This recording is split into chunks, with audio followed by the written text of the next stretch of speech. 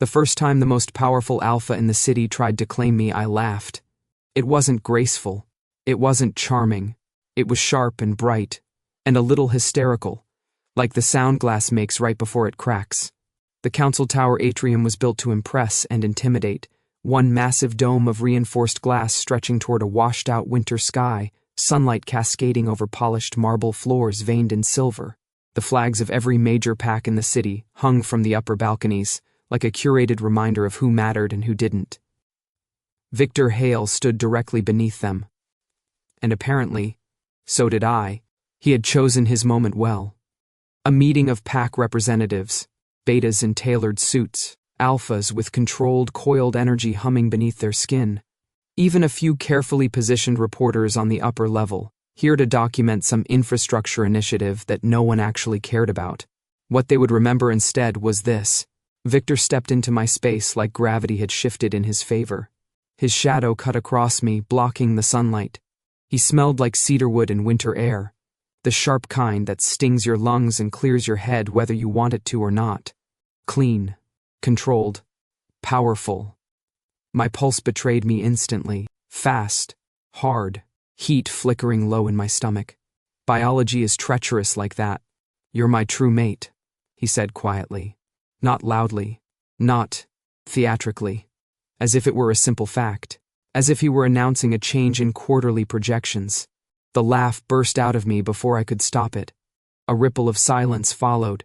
You could feel it, the air tightening, the way it does right before a storm. Victor didn't move. He didn't flinch. Steel gray eyes locked on mine, steady and assessing. You find that amusing? He asked. Oh, I said, smoothing imaginary lint from my sleeve. I find a lot of things amusing. Mostly men who confuse instinct with ownership. A beta near the east stairway coughed into his hand. Someone dropped a tablet. No one breathed. Victor took one deliberate step closer. The scent intensified. My wolf stirred under my skin, restless, curious. Damn it, you feel it, he said. Lower now, not accusing, observing. I feel, I replied sweetly, that you're standing too close. His mouth twitched, almost a smile, but not quite. More like he'd found something interesting in a book he hadn't expected to enjoy. I don't make public claims lightly, Noel. I didn't ask how he knew my name. Of course he knew my name. Victor Hale knew everything that moved within city limits. Alpha leader of the Hale Pack, youngest to ever hold the position, ruthlessly strategic, impeccably controlled, used to being obeyed. Then maybe you shouldn't make them at all, I said. A murmur moved through the atrium. Low, disbelieving. No one refused Victor Hale, especially not in Omega. Especially not in public. You are my mate, he said again. His voice wasn't louder. It didn't need to be. It carried. My heart slammed against my ribs like it was trying to make a case of its own. I tilted my head. Congratulations, I said lightly. You've won the biological lottery. That did it. A flicker. Not anger. Something sharper. Interest. You don't believe in true bonds? He asked. I believe in biology, I said. I just don't believe biology should run my life. His gaze sharpened. That was when I saw it, the first fracture in the polished alpha exterior. Not rage, not dominance. Curiosity, like he had just realized I wasn't reacting the way the script said I should. You're resisting instinct, he said. I resist a lot of things, I replied. Bad coffee, predictable men, systems designed to keep Omegas compliant. A ripple of tension surged through the crowd. The older alphas on the balcony stiffened. This wasn't just flirtation anymore. It was ideological. Victor leaned closer. His shadow swallowed me completely now. You think this is about control? He asked quietly. What else would it be? I shot back. You announced to a room full of people that I belong to you. That's not romance. That's a press release.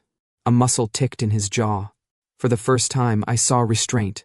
Not of anger, but of something more instinctual. Something that wanted to bare teeth and settle this the old way. But he didn't. Instead, he studied me, slowly, as if recalculating. You don't carry a mark. he said suddenly. A few heads turned sharply. Ah, there it was. Yes, I said calmly. I'm defective. The word didn't sting anymore. I'd reclaimed it years ago. When alphas tried to bite me, nothing anchored. No bond. No flair. No imprint. Their marks faded like cheap ink in sunlight. I didn't belong to anyone, and I preferred it that way. That doesn't change the bond, Victor said. It changes everything. His eyes darkened, not with dominance, but with something closer to challenge. You think destiny is a cage. I think it's a convenient story told by people who benefit from it. The silence in the atrium had become suffocating. Victor inhaled slowly, as if grounding himself. Then, very softly, if I asked you privately, would your answer be different? There it was, not a command, a question. My pulse skipped, annoyingly.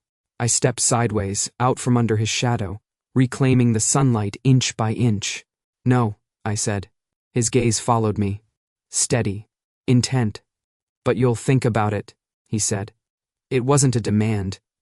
It was an assessment. I smiled. Not likely. Then I walked away. Each step felt deliberate, measured. The marble floor was cool beneath my shoes. The murmur behind me swelled as soon as I reached the edge of the atrium. Shock, speculation, a few poorly concealed laughs. The elevator doors slid open with a polite chime. I stepped inside. Only when they closed did my legs start shaking. My wolf paced under my skin, agitated, awake. The scent of cedar still lingered in my lungs. I pressed my fingers to my wrist. My pulse was racing. Because here's the inconvenient truth. When Victor Hale looked at me, something in me leaned toward him. And that terrified me more than any public claim ever could. Destiny, to him, was law. To me, it was a leash, and I had spent my entire life learning how to slip collars. But as the elevator descended, one thought pressed against my ribs like a bruise. What if the most dangerous cage isn't the one someone puts on you, but the one your body wants to walk into? 3 days after I publicly rejected the most powerful alpha in the city, the universe decided subtlety was overrated. I was in the lower district tech sector when the alarms went off. The lower district doesn't have marble floors or ceremonial flags.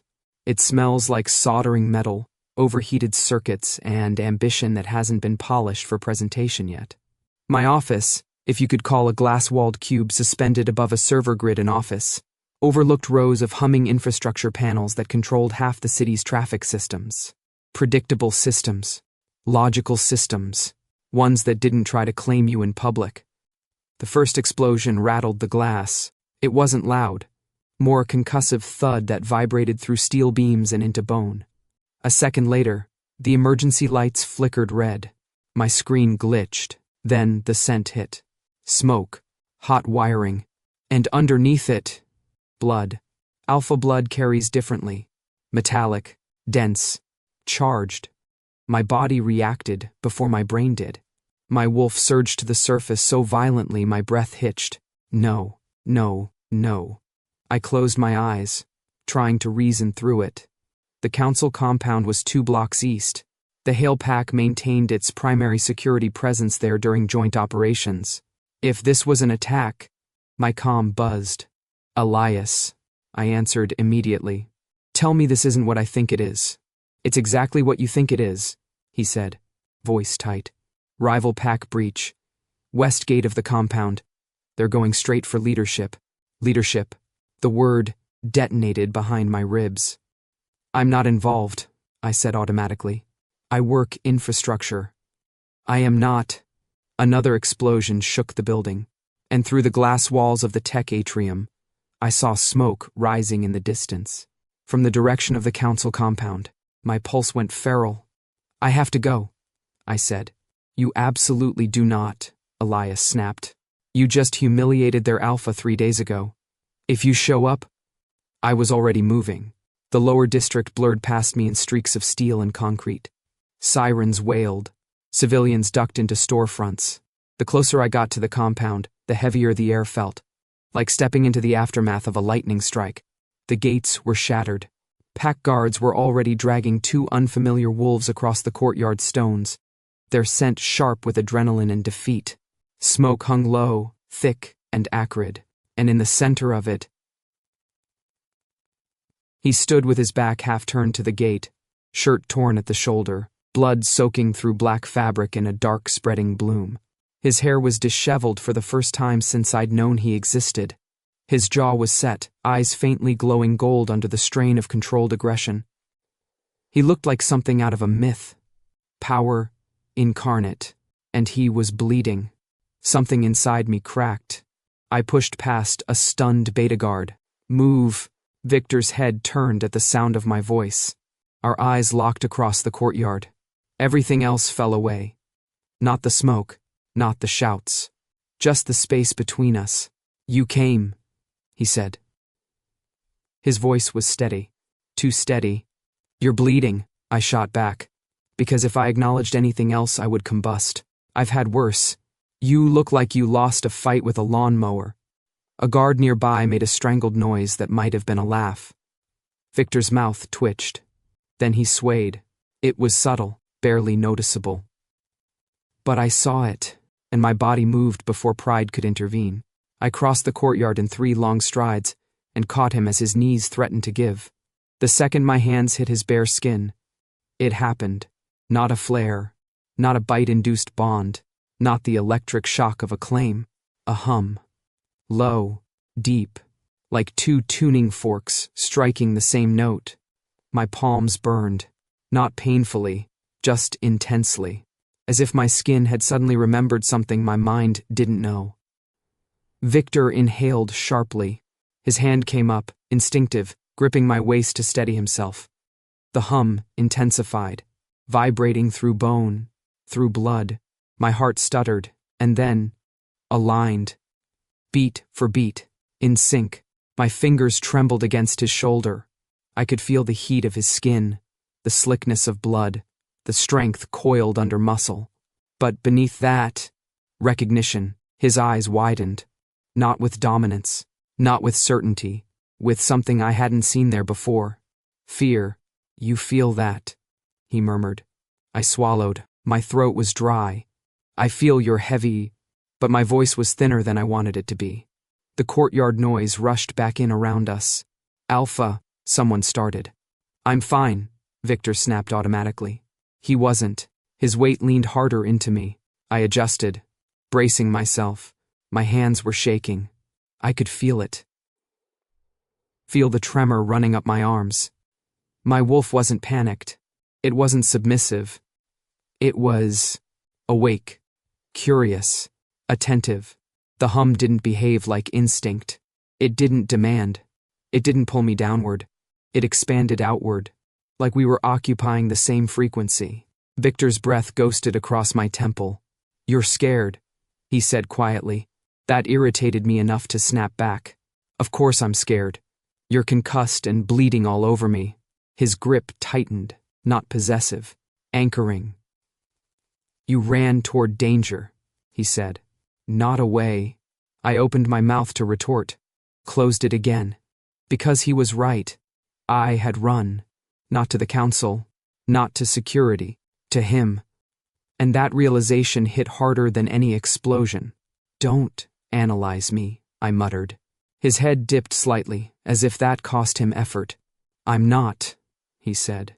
I'm trying to stay conscious. Right, or focus. Sit, I ordered. He blinked at me. No one ordered Victor Hale. But instead of arguing, he allowed me to guide him down onto the low stone bench near the fountain. The contact didn't break. Even when I stepped back, the hum lingered. A thread, not tugging.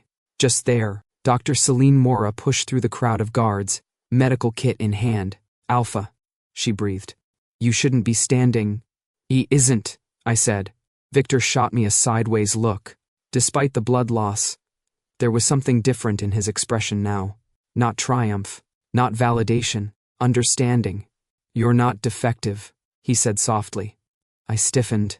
That's not the takeaway here. Celine began cleaning the wound at his shoulder. Victor didn't flinch, but his eyes stayed on me. You felt it, he repeated. I did. That was the problem. And it didn't fit any category I understood. No mark flared on my skin. No alpha scent branding my pulse. No instinct screaming ownership. Just resonance. Like the universe had tapped two glasses and discovered they sang the same note. Uninvited. Uncategorized. Dangerous. Victor's vision seemed to blur for a second. His head dipped forward. Instinctively, I stepped closer again, catching him before he could tip. His forehead brushed my shoulder. My skin ignited. Our heartbeats synced again. "Stay with me," I said before I could stop myself. His fingers curled into the fabric at my waist. "I am," he murmured. And for the first time since he'd declared me his mate under a glass dome of politics and power, I wasn't arguing, because whatever this was, it wasn't destiny. It wasn't biology. It wasn't control. But it was real. And that terrified me more than any claim ever could. There was a connection. It just didn't follow the rules. I didn't sleep. Not because of the attack. Not because Victor Hale had nearly collapsed against me. His blood warm on my hands. His heartbeat syncing with mine in a way that refused to make sense. I didn't sleep because the hum was still there. Faint. Like an echo under my ribs. By morning the council had summoned me. Of course they had. The council chamber was designed to make you feel small. Dark stone walls curved inward in a semicircle, amplifying every footstep, every breath. Light filtered down from narrow slits near the ceiling, casting long shadows over the polished black floor. 3 elevated seats faced the chamber's center, arranged in a crescent, judges without robes. I stood alone on the stone inlay at the center, like an exhibit. Mercer sat in the middle chair, head of the council. White hair cut with surgical precision, thin mouth, pale eyes that never quite blinked long enough to suggest humanity. To his right sat Elder Caro, rigid and disapproving. To his left, Dr. Selene Mora. She didn't look at me at first. Her hands were folded too tightly in her lap. "Mr. Ardent," Mercer began smoothly. "You were present during yesterday's attack." "I was in the lower district," I replied. "Then I was in the courtyard."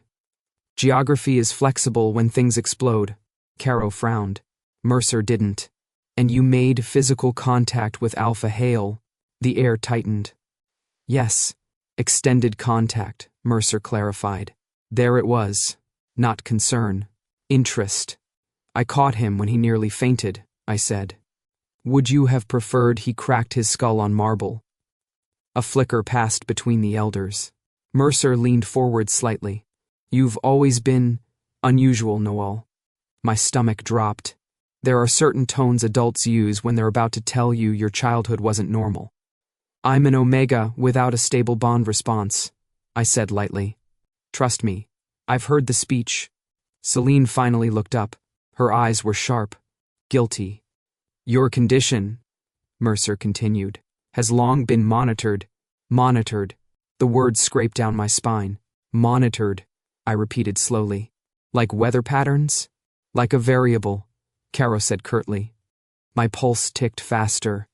"I'm not a lab rat." Mercer's expression didn't change. "No one said you were. No one needed to. You've never formed a permanent mark," Mercer continued. "Every alpha who attempted to claim you experienced bond destabilization." "Attempts is a generous word," I muttered. "Most of them didn't get that far." A muscle twitched in Mercer's jaw. "And yet," he went on, "yesterday you exhibited a physiological response to Alpha Hale." My skin prickled. They knew. "How?" I asked quietly. "Would you know that?" The silence stretched. Selene's gaze dropped again. Mercer's voice remained calm. "The compound courtyard is equipped with biometric monitors." Of course it was. "Your heart rate aligned with his," Mercer said. For precisely 42 seconds, the chamber seemed to tilt. 42 seconds. They'd measured it, cataloged it, filed it. "You've always been special," Mercer said again, softer this time.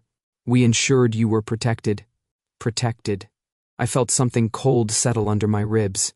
"You mean observed?" Caro stiffened. "Mind your tone." "My tone?" I laughed once. "You've been tracking my body like a science project." Mercer's gaze sharpened. "You misunderstand the stakes. The Hale pack is the most powerful in the city. If their alpha forms an unstable attachment. Unstable? I snapped. Because I don't respond the way you expect. Celine's hands tightened in her lap. It's not that simple, she said quietly. Her voice was softer than I remembered from the courtyard. It never is, I replied. Mercer folded his hands. You were created to maintain balance. The word hit harder than I expected. Created. My lungs stalled. I was born, I said flatly. Mercer's eyes didn't leave mine. Yes, he said. The chamber doors slammed open. The sound reverberated off stone like a gunshot. Every head turned. Victor Hale stepped inside. He wasn't fully healed. The bandage at his shoulder was visible beneath his dark jacket.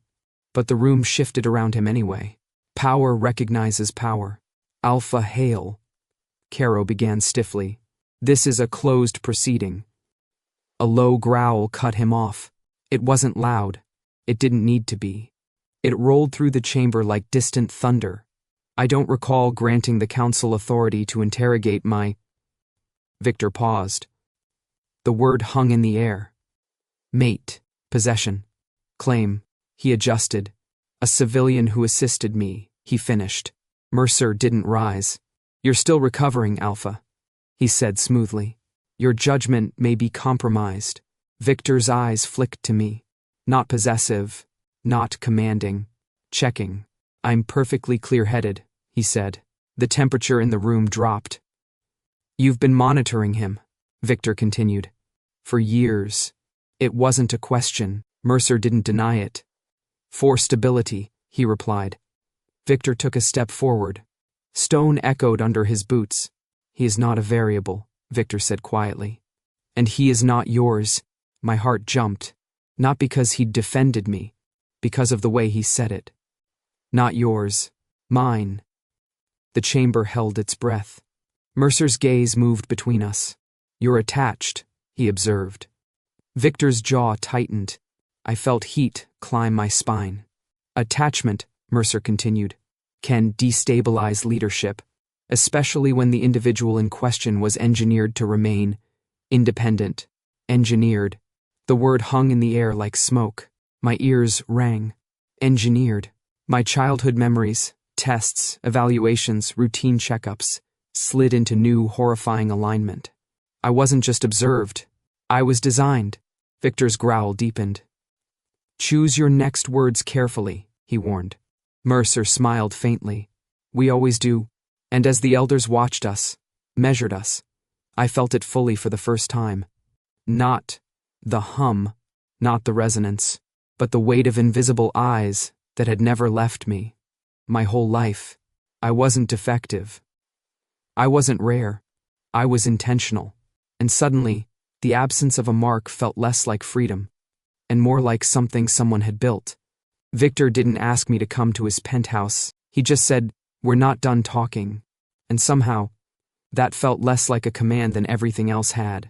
His building overlooked the river, steel and glass, understated and expensive in a way that didn't need to announce itself. The elevator opened directly into his penthouse. Minimalist, neutral tones, clean lines, floor-to-ceiling windows wrapping around the entire living space, the city glowing beneath us like circuitry under glass. No pack memorabilia, no ceremonial trophies, no grand throne energy, just quiet control. The air smelled faintly of cedar and something darker now, antiseptic and fading iron. He'd cleaned up. The bandage at his shoulder was still visible beneath a fitted black shirt. It pulled slightly when he moved. You shouldn't be standing, I said automatically. You've said that before. You didn't listen. He walked toward the window, sunlight catching in his hair. The city stretched behind him in fractured reflections. I listen, he said. I just decide afterward. Of course he did. I stayed near the kitchen island, keeping space between us. Not because I was afraid of him, because proximity had become complicated. He turned. I felt it, he said without preamble. There was no need to specify. The courtyard, I replied. Yes. His gaze didn't waver. It wasn't a bond. No, I agreed. It wasn't instinct. No, He took a step closer. The scent shifted. Warmer. Focused. Then what was it? I swallowed. That's the problem, I said. It doesn't fit. He stopped a few feet away, close enough that I could feel the subtle warmth radiating off him. Not touching, not claiming, just present. I've had bonds before, he said quietly. Temporary ones. Strategic ones. Nothing permanent. I didn't react. None of them felt like that. My pulse fluttered traitorously. That, I said, is exactly why I don't trust it. His brow furrowed. You don't trust connection? I don't trust systems that disguise control as romance. The words came sharper than I intended. Victor's jaw tightened, but he didn't snap back. Explain, I laughed once. Humorless. You want the lecture? Yes. He didn't hesitate, so I gave it to him. True mates are convenient, I said, pacing slowly across the open floor. They solidify alliances, strengthen bloodlines, reinforce hierarchy, and omegas, especially rare ones, become assets. He watched me carefully. Protected, he corrected. Contained, I countered. His nostrils flared slightly. You think I would contain you? I think you've never had to question whether the bond was your choice. Silence. That landed. I kept going. You were raised to lead, to take, to claim, and the world bends around that narrative. But omegas? I shook my head. We're told it's destiny. That resistance is denial. That surrender is fulfillment. He stepped closer, not aggressively, intently. And you've surrendered before? The question was too sharp. Once, I said. The memory flickered. An alpha, years ago, confident and certain. A bite that faded. A look of confusion when nothing anchored. The disappointment in his eyes had hurt more than the teeth. It doesn't hold, I said quietly. Nothing holds. Victor's gaze softened in a way that unsettled me more than dominance ever could. And you prefer that? Yes, even if sometimes it felt lonely. He studied me. You think destiny is a leash? Yes. And you think I'm trying to put one on you? Yes. The air between us shifted. Not tense. Charged. He reached out slowly, deliberately, until his fingers hovered near my wrist. He didn't touch me. May I? He asked. The question surprised me enough that I nodded before thinking. His fingers brushed my skin. The hum ignited instantly. Not loud, not overwhelming, but present, vibrating under my bones like a low-frequency current. His breath caught. Mine did too. Our heartbeats staggered. Then, aligned. Again, I hated how natural it felt. His thumb traced the inside of my wrist. Not possessive. Curious. You're not collapsing into instinct, he murmured. You're standing in it. My throat tightened. That doesn't mean I want it. He stepped closer. Close enough that his shadow brushed my shoulder. The city lights reflected in his eyes. Steel and gold, and something dangerously human. I don't want you because it's convenient, he said. Or strategic. Or politically useful. Then why? His hand slid from my wrist to my jaw, slow enough that I could pull away. I didn't. Because when you walk away from me, he said softly, I feel it. My breath faltered. When you were in that courtyard, he continued, I wasn't afraid of dying. His thumb brushed the edge of my cheekbone. I was afraid you wouldn't come. That did it. The walls inside me shifted. Cracked. Just slightly. He leaned in. Slow. Careful. Close enough that I could feel the warmth of his mouth before it touched mine. And for one suspended second, I wanted it. Not the claim. Not the mark. Just the kiss. My wolf leaned forward. So did I. Our lips were inches apart when clarity slammed back in. I stepped away. The hum snapped. Not gone, but muted. His hand dropped immediately. No grab. No force. No growl. Just stillness. I forced my pulse to steady. If you choose me, I said, voice quieter now but unwavering, choose me. Not because your blood says so. The words hung between us. Not accusation, not challenge, a boundary. Victor inhaled slowly, then nodded. Once. I don't know how to separate the two yet, he admitted. That honesty disarmed me more than any dominance ever could. But I will learn, he added. He didn't step forward again, didn't reach for me, didn't close the distance I'd created. For the first time since he'd stood beneath the council dome and declared me his mate, he didn't try to win. He just stood there, waiting, and somehow that felt more dangerous than pressure ever had. The council didn't summon me this time. That should have been reassuring. Instead, it felt like the pause predators take right before deciding whether to kill you now or later. The message came in at 2:17 a.m. No sender ID, no encryption flag, just a single line of text on my private terminal. Access granted. Lower archive. Null. I stared at it for a long time. Then I laughed. Softly. Weakly. Of course it was underground. The council archive wasn't on any public map. It sat beneath the old administrative wing, below layers of obsolete infrastructure and forgotten tunnels, concrete corridors that smelled like dust, coolant, and secrets that had outlived their usefulness. The biometric scanner accepted my palm without hesitation. That was worse than resistance. The door slid open with a low mechanical sigh. Inside, the archive glowed dimly, rows of black data columns stretching into the dark, each one humming softly like it was breathing. Pale blue light pulsed along the floor in geometric patterns, guiding me inward. I followed it. My footsteps echoed, too loudly. My stomach churned. Null sector. Authorized personnel only. Funny, I muttered. I don't remember authorizing this. The terminal at the center activated as I approached. No password prompt, no clearance check, just a blinking cursor, and a file already open. Project null. Status. Terminated. Subject. Ardent. Noel. My vision tunneled. I gripped the edge of the terminal, hard enough that my fingers hurt. No, I whispered. The screen didn't care. Objective. To develop an omega capable of resisting permanent alpha marking, thereby maintaining operational independence from pack hierarchy. Operational. Independence. My pulse thudded painfully in my ears. Rationale. True bond dynamics create predictable power consolidations. An unmarked omega intermediary would provide neutral mediation, reduced instinctual bias, and increased council leverage. I felt sick. Actually sick. My stomach rolled violently, and I had to lean forward, bracing myself as a wave of nausea washed through me. Neutral mediation. Leverage. I scrolled. Method. Prenatal genetic modulation. Early neural conditioning.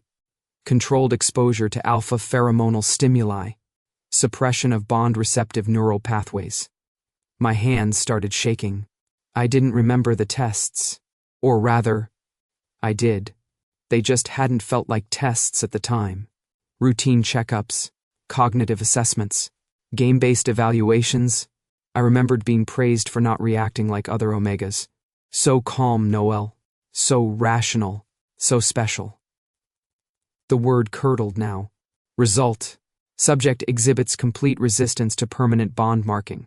Temporary physiological resonance, possible under high-stress alpha exposure. Long-term bond stability, none observed. Resonance. My breath hitched. The courtyard. The hum. 42 seconds. Temporary physiological resonance. Not an anomaly. A feature. My life. My body. Hadn't just failed to conform. It had been engineered not to. I slammed the terminal with my palm. The sound echoed uselessly in the vast room. You don't get to do this, I said out loud, voice breaking. You don't get to decide what I am. The file kept scrolling. Conclusion. Project null successful. Subject ardent to be monitored indefinitely. Emotional attachment to alpha leaders discouraged. Risk of destabilization if unregulated bond substitute occurs. Bond substitute.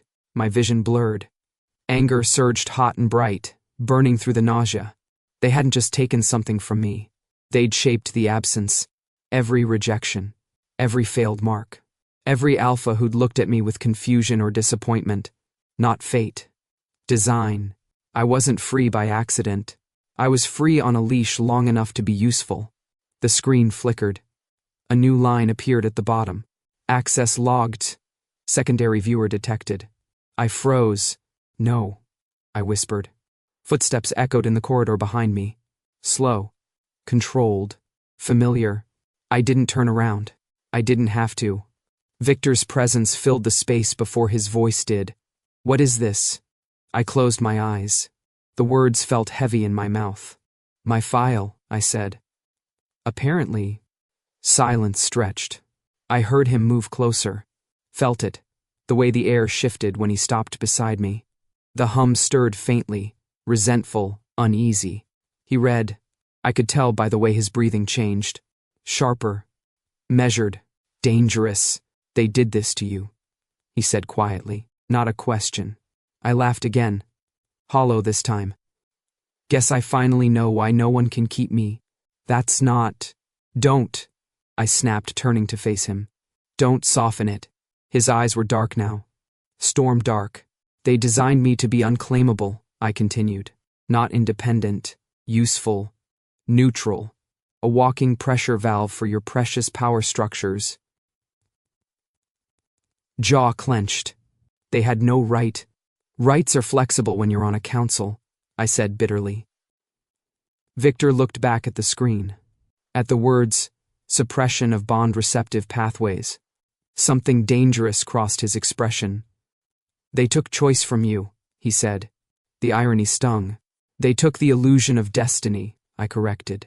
Choice was never part of the plan. He turned to me fully now. You think this means you can't choose? I hesitated. The anger faltered just enough for something raw to show through. I don't know, I admitted. That's the worst part. I don't know what's real anymore. He stepped closer. Not claiming. Not cornering. Just there. They may have designed the absence, he said carefully. But what happens in that space? What you feel, what you decide, that's still yours. I searched his face for pity. I didn't find it. I found fury. Directed outward. For the first time, the thought didn't terrify me. It steadied me. Behind us, the terminal chimed softly, as if satisfied its secret was no longer won. I straightened, wiped my hands on my jacket.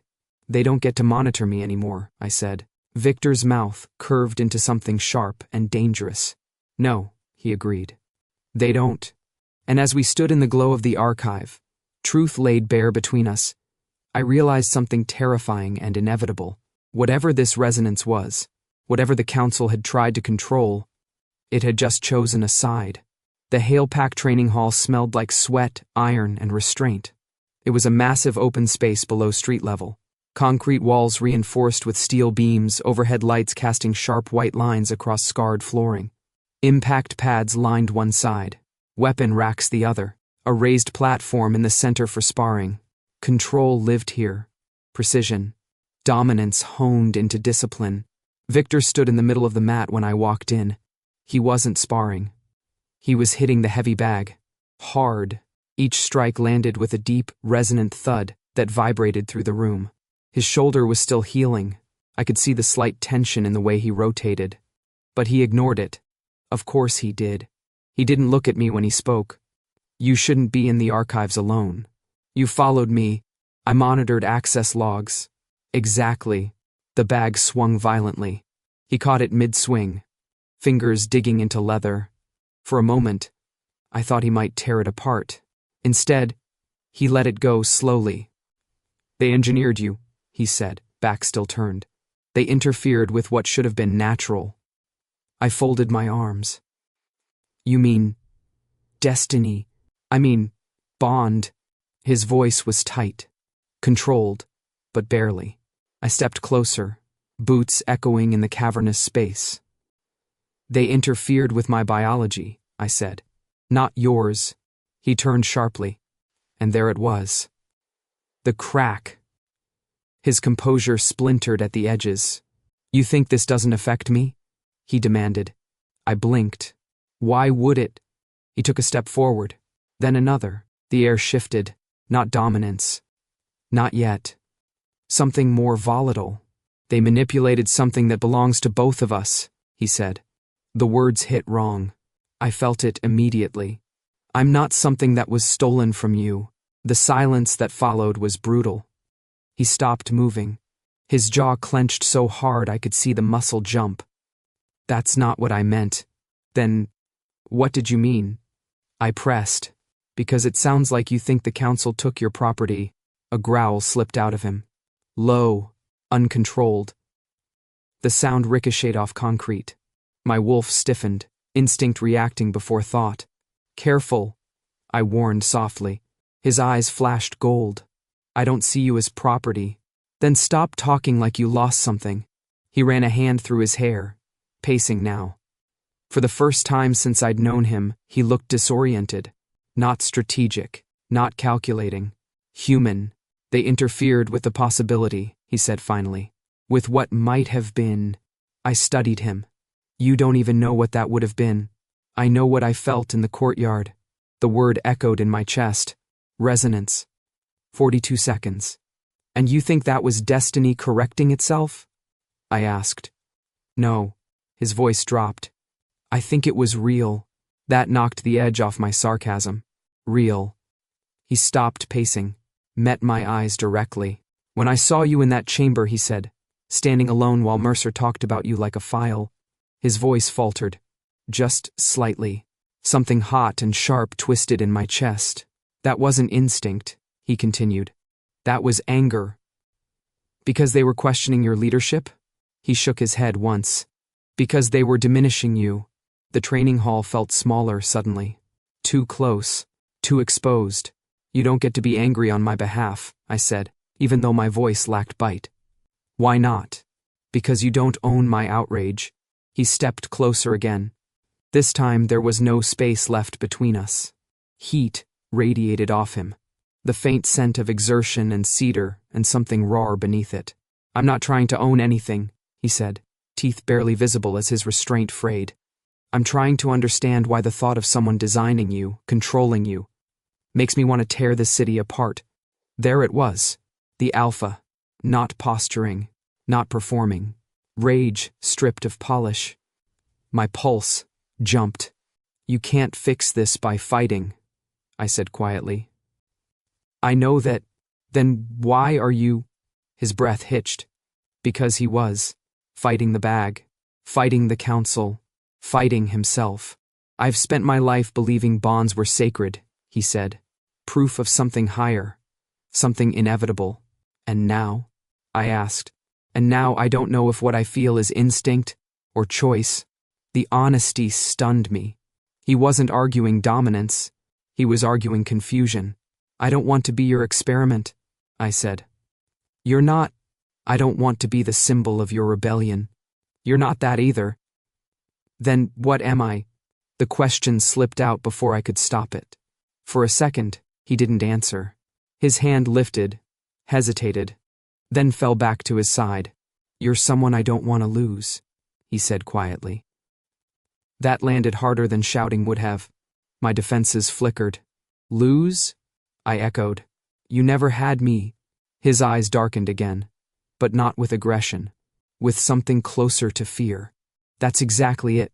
The air between us shifted again. Not volatile. Fragile. For the first time, neither of us was performing ideology. No destiny speeches. No freedom monologues. Just two people standing in the middle of a training hall that smelled like violence and realizing this wasn't about love. It was about control, and the terrifying possibility that neither of us was fully in control of what was happening. He exhaled slowly. I don't want you because you were meant for me, he said. And I don't want you because the council tried to prevent it. Then why? His gaze held mine. Because I choose to. The words didn't come out loud. But they were there, unspoken, heavy. And for the first time since the atrium, I didn't know how to argue with that. I should have known the council wasn't the only threat. Power never destabilizes quietly. The hail-packed training hall still smelled like adrenaline and unfinished arguments when Ronan chose his moment. Ronan Vale was everything a traditional alpha should be. Tall, broad-shouldered, golden-eyed in a way that felt performative rather than instinctual. He wore his authority like tailored armor. Always crisp, always visible. Senior Lieutenant, Victor's right hand, the pack's favored son. He had watched me since the atrium, not with curiosity, with calculation. The alert hit just after dusk. Internal breach, not the gates, not the perimeter, inside. The kind of notification that makes your stomach drop before your brain catches up. Victor was in the strategy room reviewing patrol realignments. I was there because, at this point, I'd stopped pretending distance meant safety. The lights flickered once, then died. Emergency power snapped on a second later, but too slow, too coordinated. "Lock down," Victor ordered immediately. Too late. The explosion came from the west corridor. Concrete dust burst inward. Smoke filled the air, thick and acrid. The scent of gunpowder mixed with alpha pheromones. Sharp, aggressive, wrong, internal. My wolf surged. Victor stepped in front of me without thinking. I hated that it worked. Figures emerged through the smoke. 3 alphas wearing Hail Pack insignia. But their eyes, unstable, feral. "Stand down," Victor barked. They didn't. One lunged. Victor intercepted him mid-air, the impact slamming into the reinforced table and splintering it clean in half. Another came from the left. I moved without thinking. I grabbed the fallen metal chair and swung it low, catching the second attacker behind the knees. He crashed hard. The third drew a blade, not pack standard, personal, intentional. And from behind them, stepping calmly through smoke like this was a planned meeting. "Ronan, enough," he said coolly. The attackers froze. Victor shoved the alpha off him and stood. "You authorize this?" Victor's voice was ice. Ronan's gaze flicked to me briefly. Then back to Victor. "You're compromised," Ronan said. "The pack can feel it." "Feel what?" I snapped. Ronan ignored me. "You let an engineered Omega destabilize our structure," he continued. "The council is watching. The other packs are circling. You risk everything for what?" Victor demanded. Ronan's eyes landed on me again. "For something that cannot even complete a bond." There it was. Not jealousy. Doctrine. "You're afraid," I said quietly. Ronan's jaw tightened. "I'm practical." "You're threatened," I corrected. The room crackled. Victor stepped forward. "This is insubordination. This is preservation," Ronan shot back. "You were raised to lead, to strengthen the bloodline, to maintain dominance, not to gamble it on a biological anomaly." Anomaly. I felt the word slide across my skin like oil. "You think I weaken him?" I asked. "I think you disrupt instinct," Ronan replied. "And instinct is the foundation of power." Victor's growl filled the room. Low, furious. Instinct does not justify betrayal. Ronan didn't flinch. Instinct built this pack, and it will tear it apart if left unchecked. Victor shot back. The attackers shifted uneasily, sensing the fracture between leaders. That was when it happened. One of them, too nervous, too volatile, misread the tension. He lunged again, but not at Victor, at me. Victor moved. Fast. Too fast for his still healing shoulder. He intercepted the blow, but the blade meant for me slid under his ribs instead. The sound he made? Not a roar. Not a shout. A sharp intake of breath. Time shattered. I caught him as he staggered, hands slick instantly with blood. Too much blood. Victor. His weight sagged against me. Ronan's composure cracked for the first time. This wasn't the plan. He snapped at his men. No, this was supposed to scare, not kill. You've lost control, I said coldly. Ronan looked at me. Really looked. And for the first time, I saw something behind his certainty. Doubt. You think you can lead him better? I asked.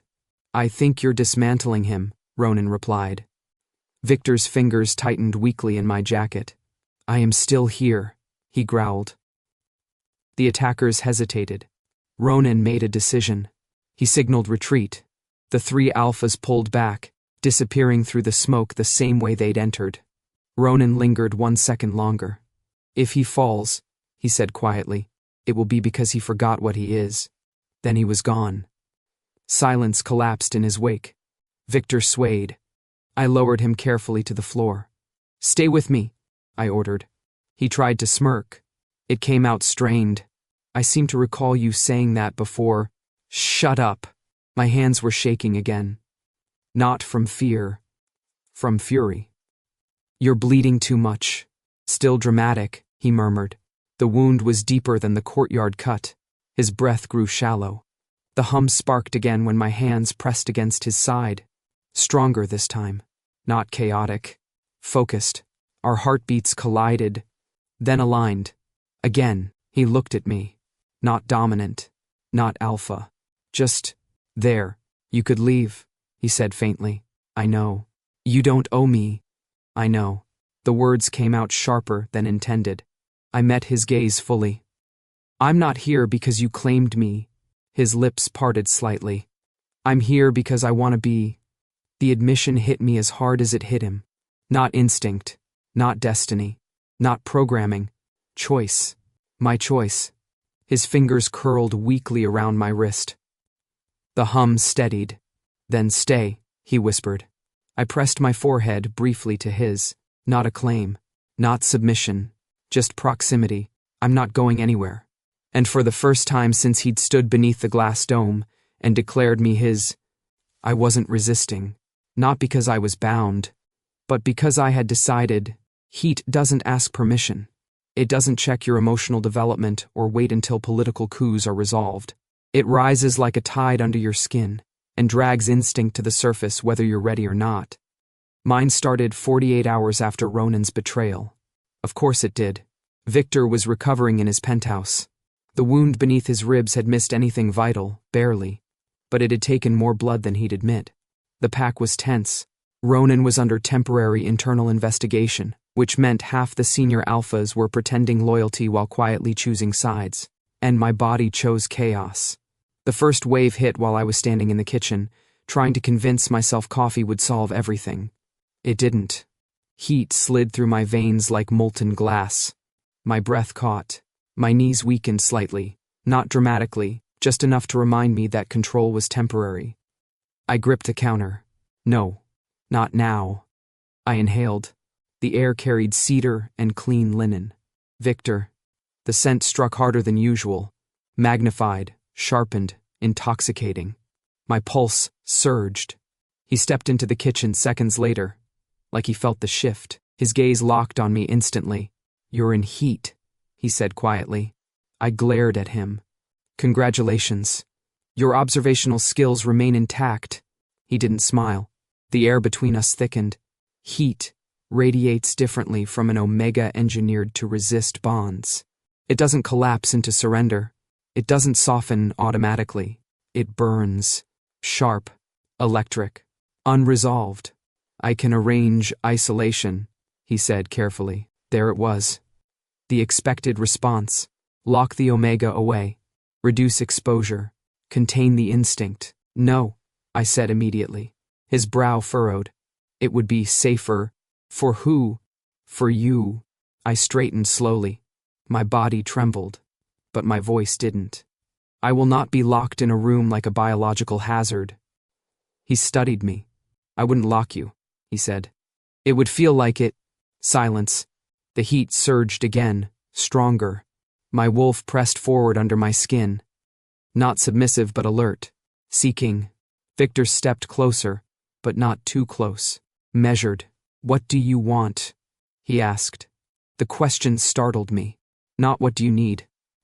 What do you want? My breath hitched. I want, I said carefully, to not be controlled by this. He nodded once. And if I stay? The air crackled. You're an alpha, I said. Your instinct will respond. I am aware. You'll want to bite. Yes. You'll want to claim. His jaw tightened. Yes. And? He met my eyes. And I won't. The certainty in his voice made my stomach flip. Heat coiled low in my abdomen, demanding closeness, demanding contact. I'm not isolating, I said again. But I'm not surrendering either. His lips curved faintly. You don't do anything halfway. Shut up. Another wave hit. Stronger. My fingers curled into the counter's edge. He noticed immediately. Without touching me, he moved closer. Close enough that his body heat brushed mine. Look at me, he said softly. I did. His eyes weren't gold. They were steel. Controlled. Grounded. Breathe, he instructed. I hated that it worked. Inhale. Exhale. His scent wrapped around me. Not overwhelming, not suffocating. Just present. May I? He asked again. The same question from the penthouse window. Consent. I nodded. His hands settled at my waist. The contact ignited everything. Heat. Flared. The hum returned, stronger than ever. Our heartbeats stumbled, then aligned. Again. My skin felt hypersensitive. Every brush amplified. My body leaned instinctively into his. He didn't tighten his grip. Didn't force. He let me choose proximity. My hands slid up his chest, fingers tangling in fabric. You feel that? I breathed. Yes. His voice was rougher now, but steady. Still not a bond, I managed. No. The heat demanded escalation. Closer. More. His hand slid to the back of my neck. Thumb grazing skin. The spot where a bite would anchor. Where instinct would seal fate. My breath shuddered. He felt it. I saw it in the flicker of gold threatening his irises. The alpha in him rising. He leaned in. Our mouths brushed. The kiss was not gentle. It wasn't dominant either. It was collision. Heat meeting restraint. My fingers fisted in his shirt. His hand tightened reflexively at my hip. The hum roared. My body arched toward him, instinct screaming for completion, for bite, for claim. He broke the kiss first, abruptly. His breath came harder now, his pupils blown wide. He stepped back, actually stepped back. The space between us felt like cold air after fire. I won't take from you what you didn't ask for, he said hoarsely. My entire body vibrated. You could, I whispered. The truth of it sat heavy in the room. He could. He was stronger, larger, alpha. He shook his head. That's not who I am. The gold in his eyes receded slowly. He dragged a hand through his hair, visibly forcing instinct down.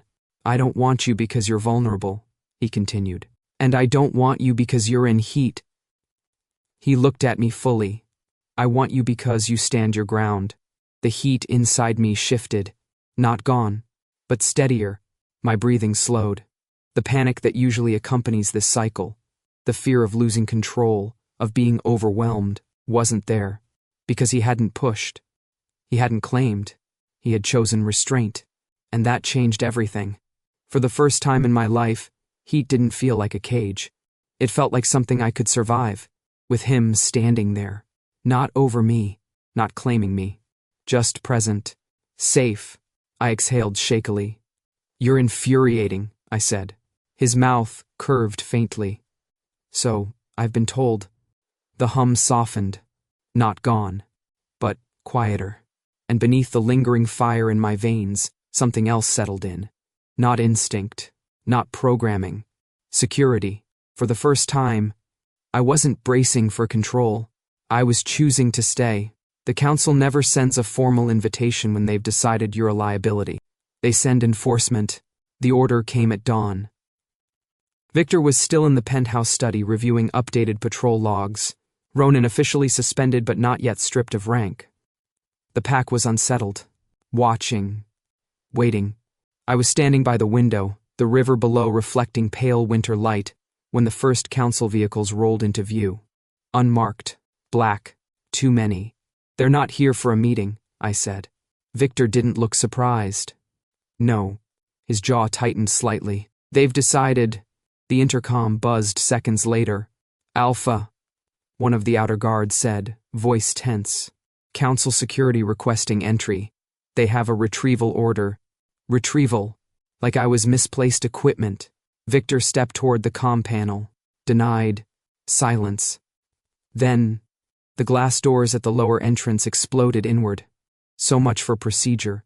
They're breaching, the guard snapped. Victor turned to me. Stay here. No. His eyes flashed briefly. Not dominance, just urgency. This will escalate. It already has. Footsteps thundered in the hallway outside the penthouse level. Council security wasn't subtle. They wore gray tactical gear, insignia minimal but recognizable. Neutral enforcers who answered only to Mercer. I moved before instinct could override thought. The elevators, I said quickly. Override access. Victor glanced at me. They'll lock the stairwells. Not if I lock them first. I sprinted for the wall terminal. My fingers flew across the interface, bypassing standard Hail-Pack encryption protocols, because the council had written half of them. That was their mistake. They liked systems. So did I. Rerouting internal power to the south corridor, I muttered. Triggering fire suppression on floors 12 through 15. Victor caught on instantly. Smoke them out. Not smoke, I corrected. Foam. The hallway outside filled with a sudden roar of pressurized suppressant. White chemical foam flooded the corridor, disorienting and blinding anyone trying to charge forward. Shouts followed. Angry. Confused. Victor's mouth curved faintly. You enjoy this. I enjoy not being dragged like evidence. The penthouse doors shuddered under impact. Council enforcers weren't going to stop at inconvenience. They have authority to detain you, Victor said, eyes calculating. Under what statute? Stability threat. Engineered asset. The word asset sparked fresh anger. They don't get to categorize me anymore. Another heavy slam. The door frame cracked. Victor stepped in front of me again. I grabbed his sleeve. Stop doing that. Doing what? Positioning yourself between me and every threat. His expression hardened. That's not negotiable. The door burst inward. 4 council enforcers stormed through the foam, weapons raised, not firearms. Restraint tech. Shock cuffs, calibrated for omegas. Predictable. Victor moved first. He disarmed the closest enforcer with brutal efficiency, twisting the weapon out of his grip and sending him crashing into the wall. I didn't hesitate. I hit the lights. Total blackout. Not for us. For them. I'd already switched Victor's side of the room to low-spectrum night vision through the window's reflective layer. He adapted instantly. The enforcers didn't. In darkness, dominance means nothing if you can't see. One lunged blindly. Victor dropped him with a precise strike. Another activated a restraint net. I triggered the floor grid. A localized magnetic pulse surged upward, shorting the device mid-deploy. It sparked uselessly and died. Fall back, one of them shouted. Too late. Victor had already closed the distance. Not lethal. Never lethal unless necessary. But decisive. Within seconds, 3 were down. The 4th, smarter, retreated toward the shattered doorway, pulling a comm. Target non-compliant, he barked. Escalating to full containment. I froze. Containment meant external lockdown. Citywide. They'll seal the perimeter, I said. Victor wiped blood from his lip. His own this time, not from the wound at his ribs. Then we move. Where? Public? I blinked. He met my gaze.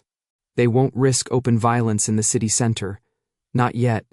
Strategic. Risk. Balanced. Against optics. He grabbed my hand. Not pulling. Anchoring. The hum sparked instantly. Not heat. Not chaos. Alignment. We moved. Down the service stairwell I'd unlocked remotely. Through the maintenance corridor. Out into the side street just as council drones buzzed overhead. The city was waking up. Civilians. Traffic. Witnesses. Victor slowed. Deliberate. Visible. The council vehicles skidded to a halt at the curb, doors opening, enforcers spilling out. Mercer himself stepped from the central car. Calm. Polished. Calculating. You're obstructing lawful retrieval, Mercer said evenly. Victor didn't release my hand. You're overstepping. Mercer's gaze settled on me. You were created to serve balance, Noel, not to destabilize it. I was created without consent, I replied coldly. You don't get to enforce purpose. The street had gone quiet. Phones were out, cameras recording. Mercer noticed. His expression tightened. Victor stepped forward just slightly, enough to shield, not enough to dominate. You touch him in public, Victor said quietly, and you fracture every alliance you're trying to preserve. It wasn't a threat. It was math. Mercer understood math. The enforcers hesitated. The drones hovered. And for a long, taut second, the city held its breath. Mercer finally inclined his head. This isn't over. I know, I said. The vehicles pulled back, slowly, strategically, but not victorious. Victor exhaled beside me. You rerouted half the building grid in 30 seconds, he said. You're welcome. His thumb brushed mine unconsciously. You saved us. I looked at him. No, I said quietly. I chose us, and this time, it wasn't instinct speaking. The city didn't calm down after the council retreated. It recalculated. News feeds exploded. Speculation ran wild. Pack alliances shifted like tectonic plates beneath polished headlines. But none of that compared to what happened 3 nights later. It wasn't dramatic. There were no explosions, no enforcers, no blood, just quiet. Victor and I stood on the penthouse rooftop, the river below reflecting fractured city lights. The air was sharp with cold, winter settling in for real this time. He was fully upright now. The wound at his ribs had sealed. His shoulder moved without stiffness.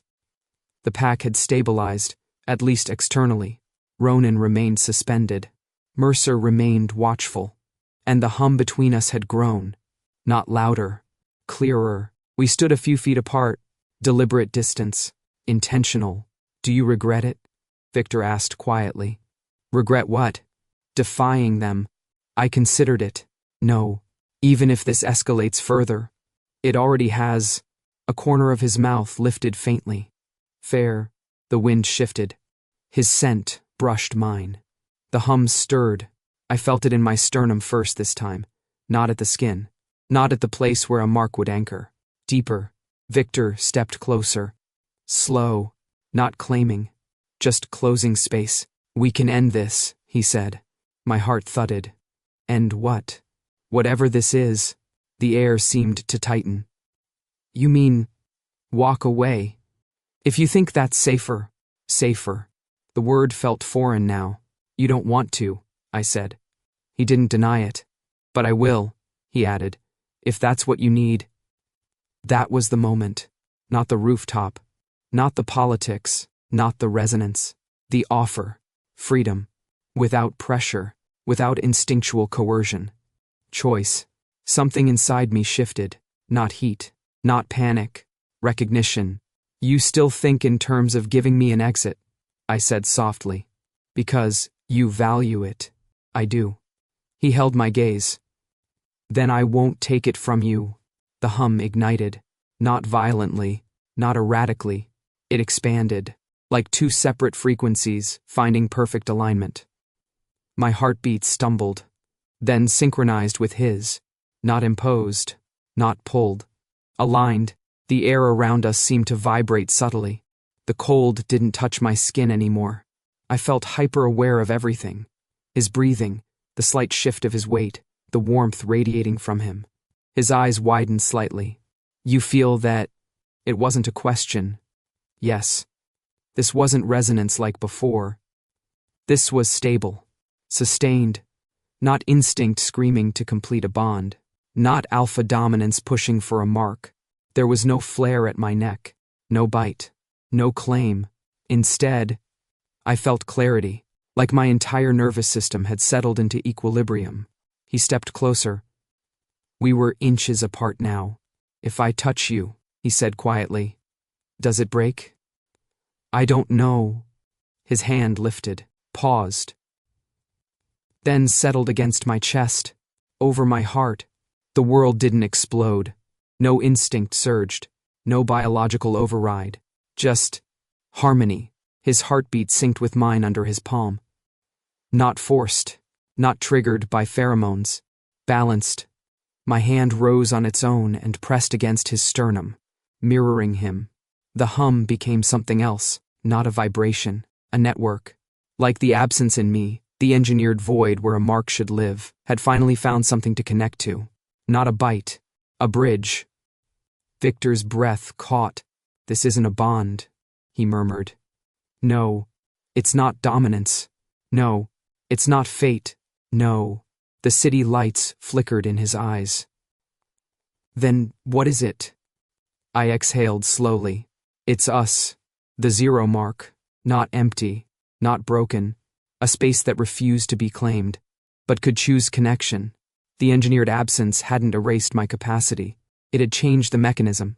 Where others bonded through instinct, we synchronized through consent. Victor leaned his forehead against mine. No pressure, no teeth, no ritual, just contact. If I wasn't your true mate, he said softly, would you still stay? I didn't hesitate. Yes. The word felt grounded, stable, mine. The hum settled into something steady, not blazing, not temporary, enduring.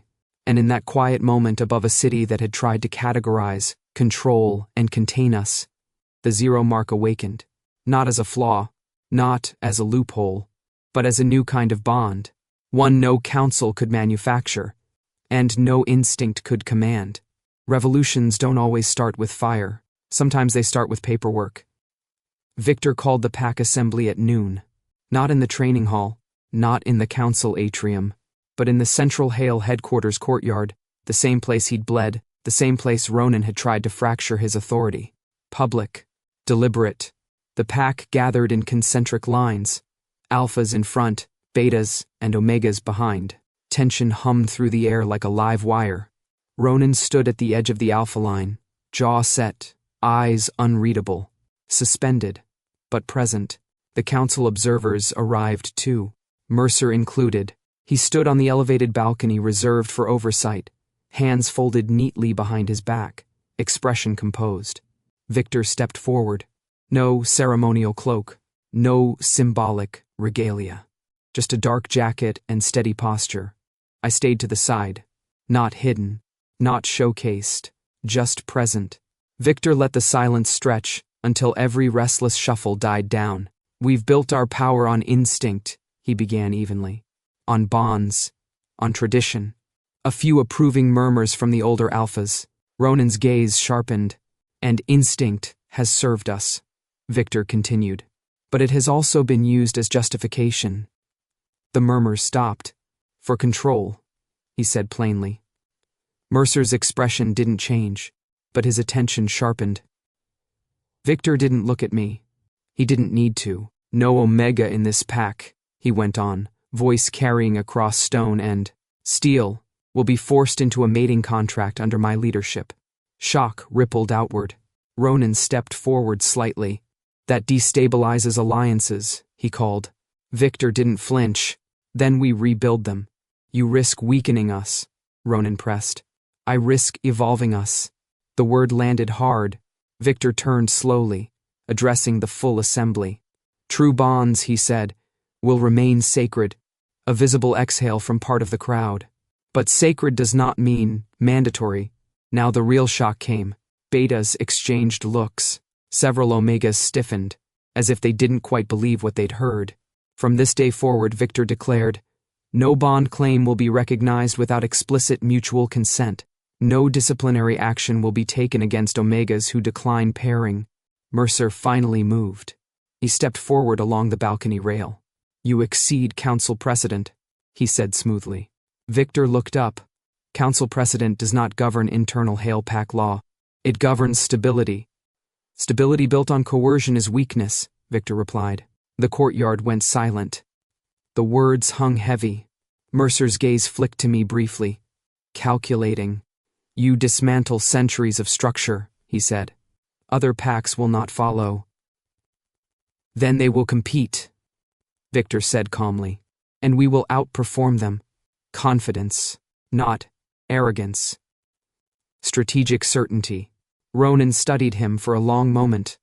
You're changing the hierarchy, Ronan said quietly. I'm clarifying it, Victor replied. Leadership is strength, not possession.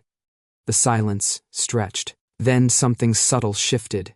An Omega near the back, young, barely out of adolescence, lifted their chin, not submissively, not defiantly, just steadier. It spread, like a ripple. Mercer exhaled slowly. You'll regret destabilizing instinct. Victor's gaze remained unflinching.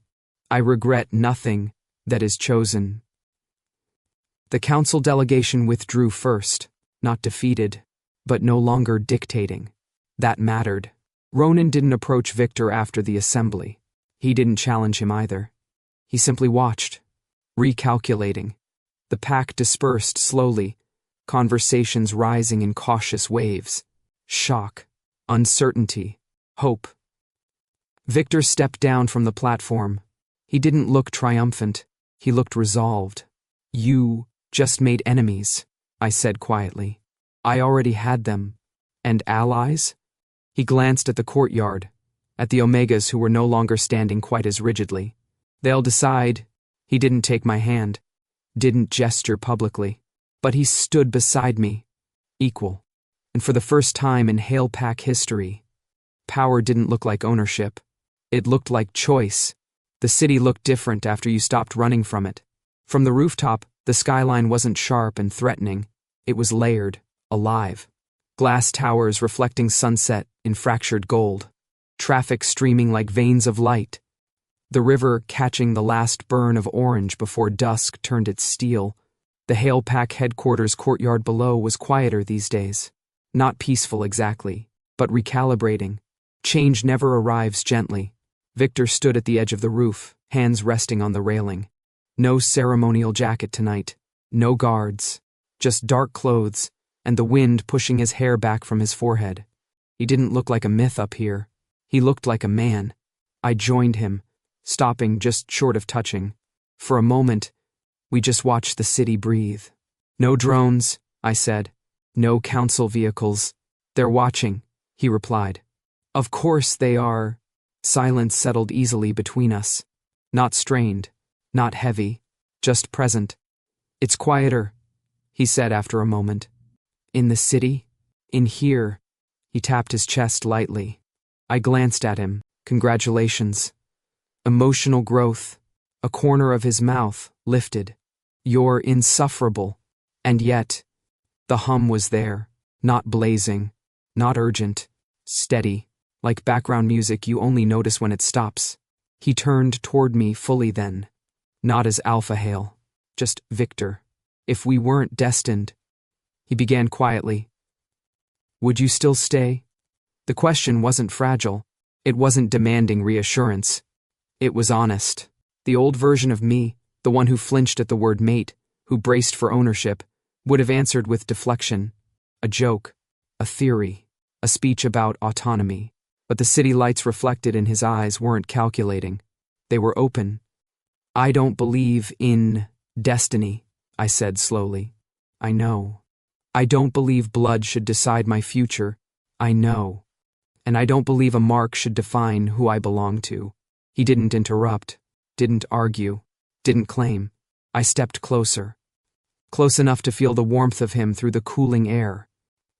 Now I would, I said. The words settled between us. Clear, uncomplicated. Not because instinct dragged me. Not because the council engineered me. Not because the pack needed a symbol. Because I chose. His exhale was soft. Relief, not possessive triumph. His hand lifted. Paused. Waiting. I closed the distance myself. The kiss wasn't urgent. It wasn't consuming. It was intentional. Warm lips meeting mine in a slow, grounded press. No bite. No flare of pheromones. No ritual sealing fate. Just breath shared. Balance. My hand rested against his chest, feeling the steady rhythm beneath it. His palm settled at my waist, not gripping, not anchoring, just holding. The hum deepened. Not louder. Stronger. Integrated. like two frequencies deciding to coexist without canceling each other out. He pulled back just enough to meet my eyes. "No, Mark," he said quietly. "No," I agreed. "Still mine?" I smiled faintly. "Not yours," I corrected. He raised an eyebrow. "Chosen," I finished. That made him smile for real. The kind that softened the sharp lines of his face. The city lights flickered on fully below us. Night claiming the skyline without asking permission. We stood there a while longer, not bound by instinct, not defined by absence, not engineered for compliance. Just two people who could have walked away, and didn't. The zero mark wasn't empty. It was space, and for the first time in my life, I filled it with something I decided to keep.